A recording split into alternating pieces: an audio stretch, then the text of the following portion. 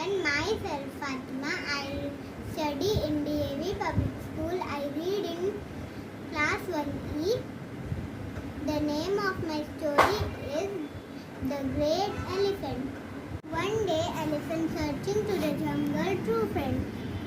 Elephant see the monkey and said, "Will you be my friend?" Monkey replied, "No, you are too big. You are not jump tree to tree." Next day, elephant see the rabbit. Elephant said, "Will you be my friend?" Rabbit replied, "No, you are too big. You are not come in my burrow." Few days later, elephant see the all animals are running. Elephant asked the fox. Elephant said, "What is the matter?" Fox replied, "There is a lion. He killed the all poor animals." Elephant meet the lion. Elephant said, "Please, Mr. Lion, don't eat my poor animal friends." Lion replied, "Mind your business."